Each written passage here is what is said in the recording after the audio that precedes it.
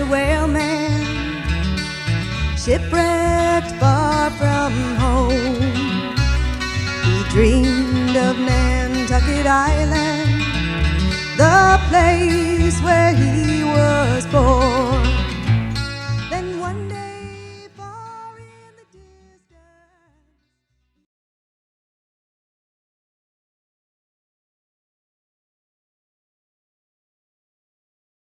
One of the unintended benefits of making this Whaleboat series for me has been having to re-examine all the processes I've just sort of done by rote for the last 30 years. All of the micro steps involved in building each component need to be proved out. And because I've built one iteration of a whaleboat from one set of plans, I've made everything basically the same.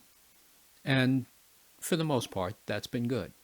But in the course of gathering the photographic and written data for this series, it's become clear to me that details that I once thought carved in stone were in fact very changeable. A prime example of this was highlighted in episode 8 when discussing the difference in the appearance of thwart fillers and fillets between two Beetle-built whaleboats. Now, both of them were built about 100 years ago. Why the differences? Was it experimentation, expedience of building process, or was it done just to meet the needs of a particular captain's preferences? Without provenance, it's hard to know what the reasons for the variances were. Of course, it could have just been the style or the method of the people working in the shop at the time when the boats were built. Regardless, the boats, with all their differences, subtle and gross, are here for us to examine. And, as I said in the last episode, zero in on one style or element and make it consistent. Our whaleboat has many devices on it that go by the general term cleat. There are the typical things that we think of as cleats for belaying rigging lines, with a base and two horns protruding out. But there are other kinds of cleats on this boat.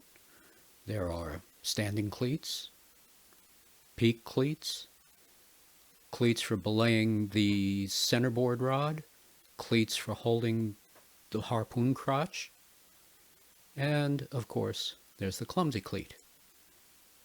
I think I've gotten them all, but if I find any more, I'll update you later. We'll start with the most common one, the cleats used for belaying a piece of running line. The plans I'm working from show 4 different sizes of traditional-looking double-horned cleats. None of these cleats have to handle a line much bigger than 5/8 of an inch in diameter, so from the largest to the smallest, there really isn't a whole lot of difference between the sizes. But it's still a good idea to try and hit all the sizes right. I'll give you a case in point from an actual boat. Here's one of the boats built for Charles W. Morgan's 39th voyage. Of the 3 cleats, it's only the middle one that actually looks correct to my eye, based on the information provided on the plan I'm using. These cleats scale out to about 6 1/4 inches. The size of the line it has to handle is 1/2 inch at most. Looks about right. Now the other 2 cleats appear to be much bigger. And what's the purpose of those 2 cleats? They secure the rudder to the boat when it's not being used. The lines that they have to deal with are at most 3/8 of an inch in diameter. Now I'm not sure I can think of a situation where one would need a larger cleat to secure a smaller line. If anyone has an idea, please leave a comment below. I'd love to have the answer. And while we're talking about the rudder, let's talk about the means of securing it. There are many different ways to do this, and you can find examples of them on Willett D. Ansell's book about building whaleboats at Mystic Seaport. Now the way I've chosen is the method where I drill a hole either through the cutty boards or through the shear strake to the interior, and then run the line forward to the cleat for the port side main sheet.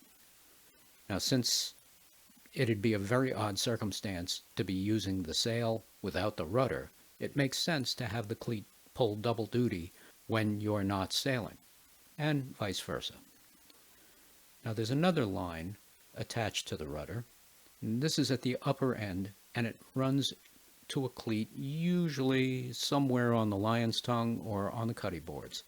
Now in this photo of an old Beetle whaleboat, you can see the builder went through the extra step and put a small cleat here to guide the line to the belaying cleat.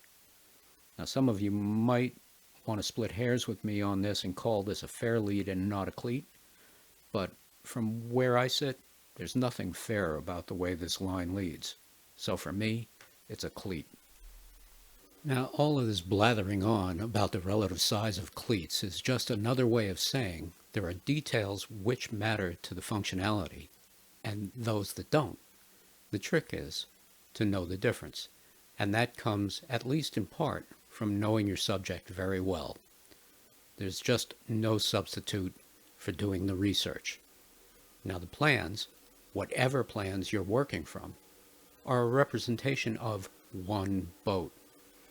If they are not of a specific boat, then assume that they are typical of the type, and there will always be variations and adaptations.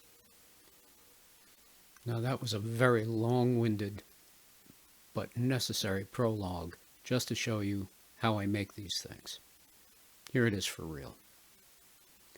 Now I start with a piece of stock about 2 inches square. Now the size is just to make things easier to handle, and I'm using boxwood. If you don't have boxwood, maple or cherry or almost any hardwood, even poplar, which isn't a particularly hard wood, all of those will work just as well and are much easier to get your hands on.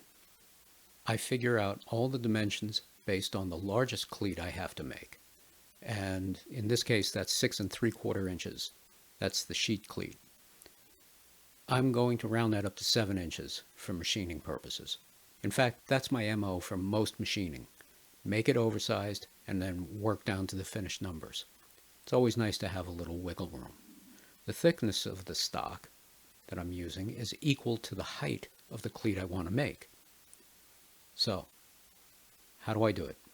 First, I square up all 4 sides on the table saw. Next, I set the height of the blade to cut the depth to the base of the cleat.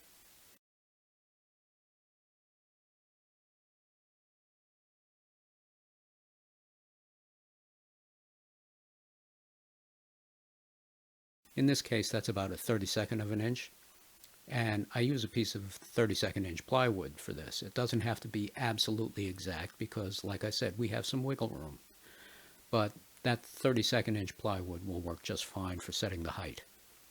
Now I want the grain to run in the direction of the length of the cleat, and once I've got the grain going the right way, I'll set up the saw to make the farthest cut first.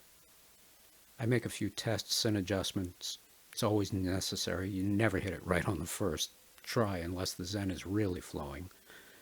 And when I've got it where I want it, I start making passes through the stock, moving the fence a bit less than the width of the blade, in this case 30 thousandths.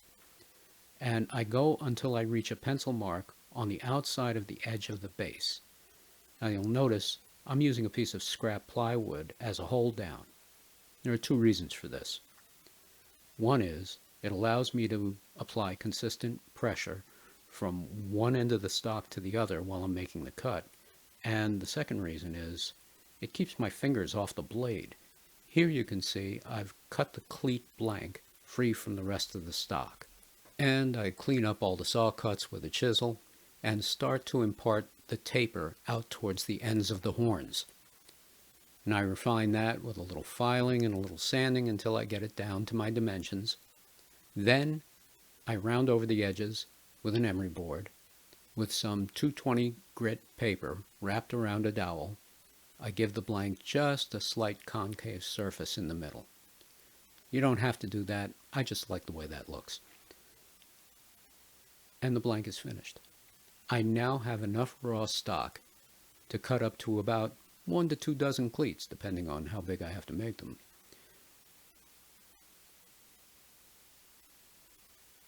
If I need them a bit smaller, I just sand down the ends to the desired length. With a few passes of a 220 grit emery board, I reform the ends back up. Same goes for the height. If it's too tall, I can sand a bit off the bottom of the base. Now, as for actually sticking them on the model, I use 2 methods for this. If it's just going to be left naked, glue is more than adequate to the task. But if the cleat is actually going to be used to belay a line, and that line might come under a small amount of tension, I will pin it in place with a couple of trunnels. Don't know how to make trunnels? We can fix that. Ever since reading Lloyd McCaffrey's book, Ships in Miniature, some 30 years ago now, toothpicks have become my best friend in the shop. I buy them by the case. I use them for dozens of things, but for making trunnels, they are really hard to beat. All it takes is a sanding disc or an emery wheel in a Dremel, and you've got a trunnel factory on your benchtop. Now, as you can see here, I'm using 2, although I did this for years with just 1. The one with the emery wheel I've mounted in a vise to keep it stable, and the other one spins the toothpick. And the advantage of spinning the toothpick is that it gets a slightly more consistent diameter, and it only takes a couple of seconds before you're down to 19 or 20 thousandths. Zip zip, it is done.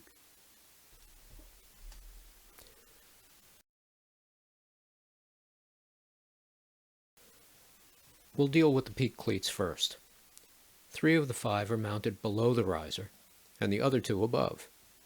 And those 2 are simple 1-inch pine boards with chamfered corners and a hole to receive the handle of the oar. The other 3 have a more or less rectangular diamond shape, and they're mounted to the ceiling planks. I'm not going to take up valuable time here showing you how to cut a flat piece of wood and drill a hole in it, so we'll get right to the 3 diamond-shaped cleats. Now, on a piece of stock that I've sized for the purpose, I lay out the length, I mark the center for the hole, and the points where the angles need to be cut in. Next, I'll drill the hole for the oar handle, and after that, I make a saw cut to mark the end of the cleat and mount the blank in a vise so I can cut in the 45-degree taper along its length. Now, this is nothing complicated. I just joined the bottom right corner with the top left corner. And while it's still attached to the blank, I cut the angles at each end. Now here again, it's just joining the marks that I made on the top of the blank to the ends. Then it's just cleaning things up using any and all methods to do so.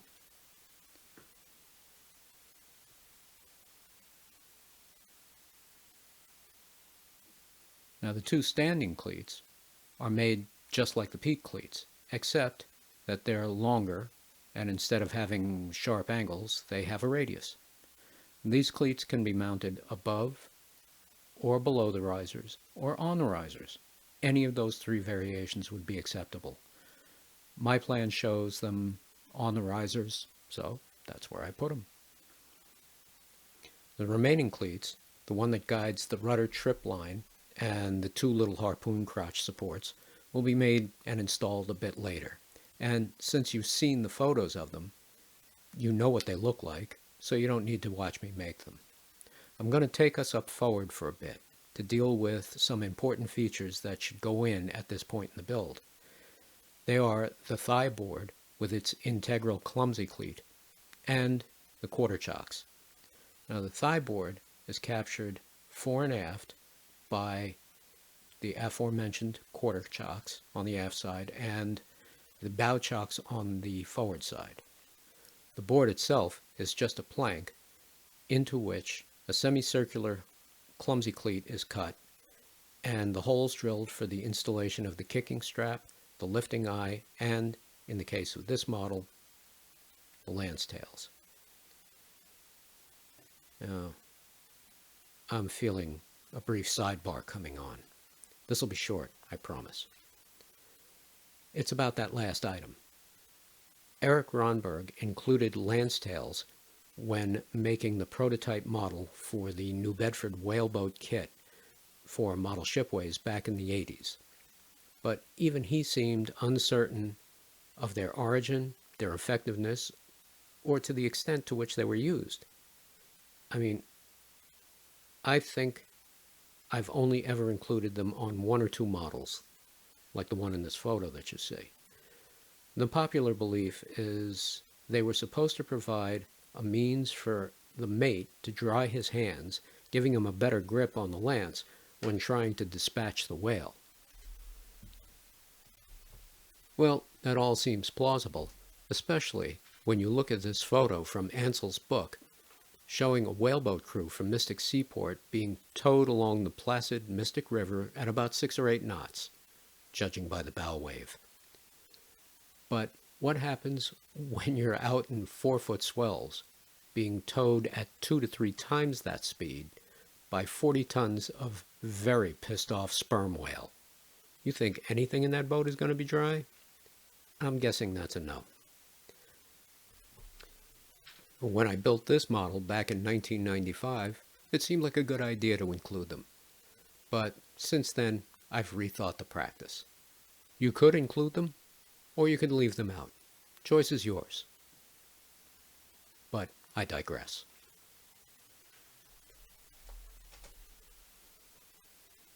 Now, making the thigh board is pretty straightforward. And as with everything else on a whaleboat, there are small details and variations. The plan I'm working from calls for the board to be 8 inches wide, 2 inches thick, and to stop about 1.5 inches or 2 inches shy of the outside rails, port and starboard that is. The ends of the boards are slightly beveled, and that bevel leads into the quarter chock. You can see that pretty clearly in this shot of one of the new whaleboats for Charles W. Morgan. And the process is just what you think it is. Measure, cut the size, drill the holes for the kicking strap, lifting eye, and the lance tails, maybe. Cut in the clumsy cleat and bevel the ends. Then you glue it in place. Next is the limber.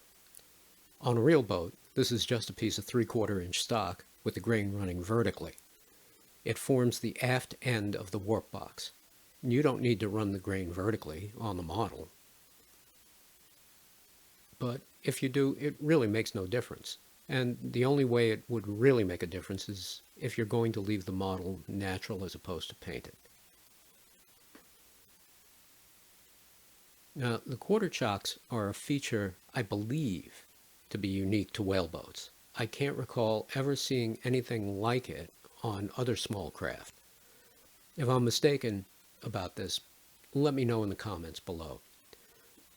My experience is limited mostly to boats in the US, and to that mostly in the Northeast, so my knowledge base is somewhat provincial. Anyhow, these cleats are located on the aft edge of the thigh board, and their purpose is to catch the whale line if it breaks free from the bow chocks through which it runs. Now, that bright colored spot you see in the photo is the pin that keeps the whale line running through the chocks. It was made out of wood, about 3/8 of an inch in diameter, and each whaleboat carried about 5 or 6 spares in the holes drilled between the chocks just for that purpose. Now, as you might imagine, the whale line was under tremendous tension and pressure, not to mention being yanked about in a rolling sea. It doesn't take much thought to figure out that these guys probably went through a good number of those pins. So, if the line did break and it ran free of the chocks, it was hoped that it would fall aft and be arrested by one of the quarter chocks and, of course, by the kicking strap as well.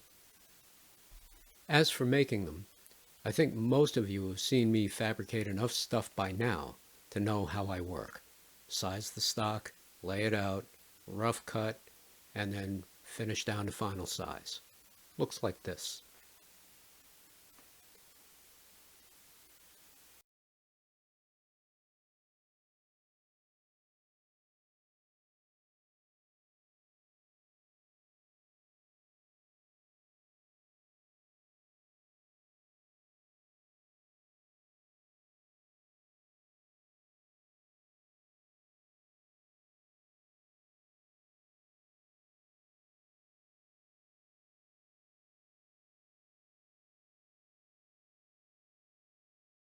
Here again is one of the new boats from Charles W. Morgan. The builders of this boat decided to put a strong bias towards the outboard side of the chocks. This was not done on all whaleboats as a matter of course. So it's a detail you can either include or exclude, and either would be right. I've done them both ways in the past, and I've included the detail on this model just because I like the way it looked.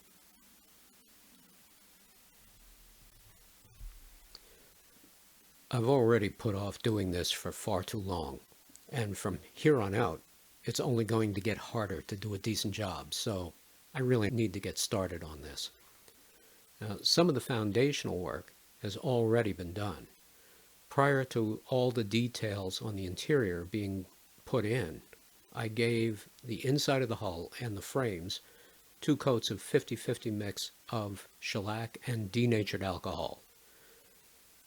I do this strictly as a sealer, in hopes of making the model as atmospherically stable as I can. Now, when the ceiling planks went in, and the risers, I gave them the same treatment. But, because here I'm doing it in preparation for painting, each coat of the shellac was scuffed down with a 220 grit paper until it was smooth to the touch. It was at this point that I should have started painting the interior, but for some highly inscrutable and personal form of pretzel logic, I thought it would be better to continue making and installing things like the thwarts and the cleats and the mast step and the, well, you get the idea. It seemed to make more sense for the filming sequence, but as it turned out, it only made things more awkward and more difficult. This was compounded by the fact that I decided, again most inscrutably, to use colors I usually don't paint my models. I'll run through everything as we go through the video. Now, if you've seen any of my other videos on painting and staining, you know I only use acrylics. Generally, Liquitex Artist acrylics in tubes for the staining and the weathering, and Poly-S or Vallejo for airbrushing and for brushing by hand. I always start with the head sheets and the stern sheets. On the actual boats, they were left natural wood, so they would weather according to their use. Those boards on a fairly new boat would show more wear and tear than weathering as it went into service. If, like the boards you see here, they didn't get much use, they would just turn a nice, even gray. Along the way, they would be subjected to trampling feet, salt water, buckets and small casks being bounced around on them. In short, any manner of abuse you can think of was heaped on the boards, and it showed. And that's what I try and show on the model. The colors I used for this are burnt umber, black, and white. I used the black and white just to make up a neutral gray to tone down the intensity of the umber. I'll also use these same colors when applying the weathering and the dry brushing. But for this, I add a lot of water to it to make it behave more like a stain and not a paint. And I'm pretty generous with the application, and I usually let it sit on the wood for about a minute or so. Then I wipe off the excess and see what I've got. If I like it, I move on. If not, I adjust. What I didn't film here, but you've seen me do in other videos, is after the stain is dry, I rub the sheets with a small piece of paper towel.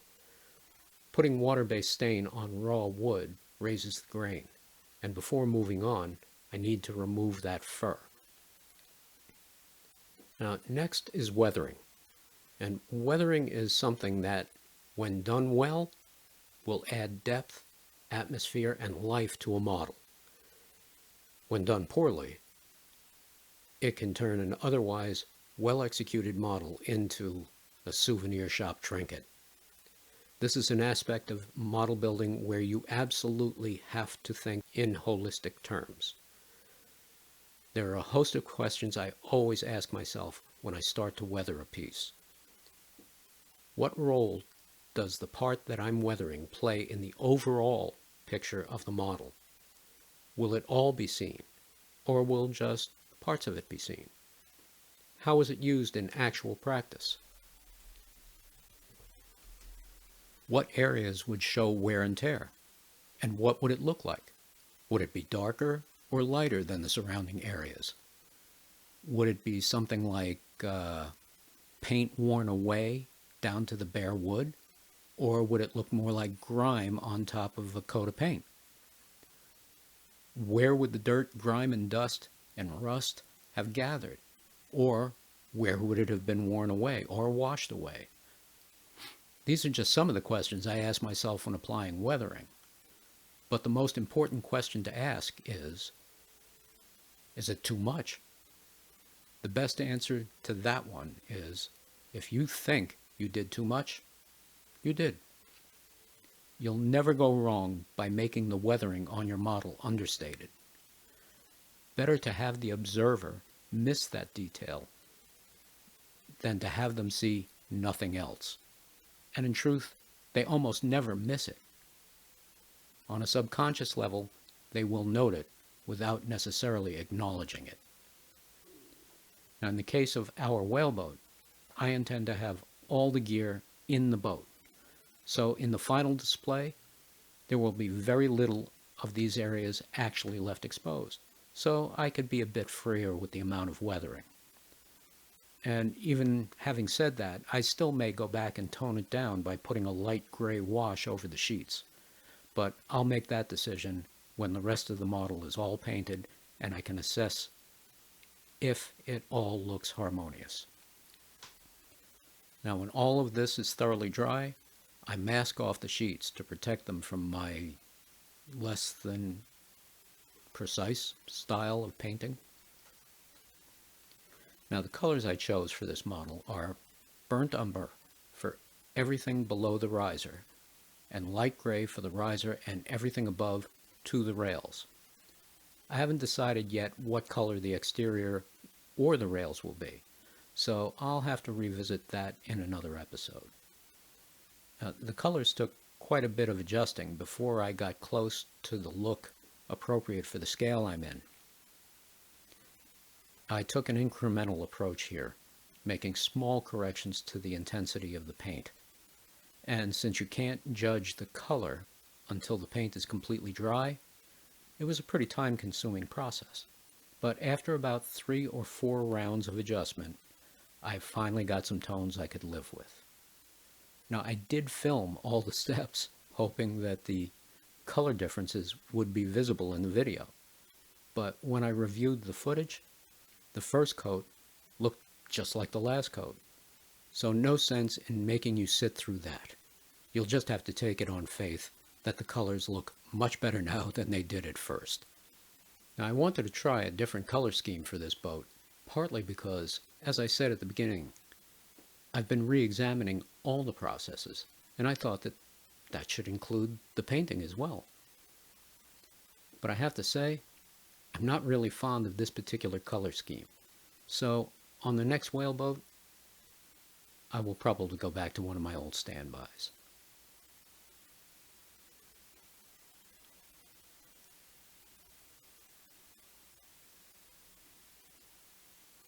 In episode 10, we'll continue with the building of the boat, certainly, but we'll also make a decision about what kind of sailing rig the boat should have. We've got a lot of options there. And we'll get to those oarlock pads we neglected in this episode. If you've been enjoying these videos, please remember to hit all those buttons. You know the ones I mean. And even though I haven't said this in a while, it bears repeating. If you get the urge to share these videos, you go right ahead. Share them with anyone or any organization you think might enjoy them or have a use for them. The whole point of this series is to share what we've all learned, either from others or through our own experiences, and then pass it on. And so hopefully we will advance this craft we all love. So, until next time, remember to treat each other nicely. Now, break's over. Get back in the shop.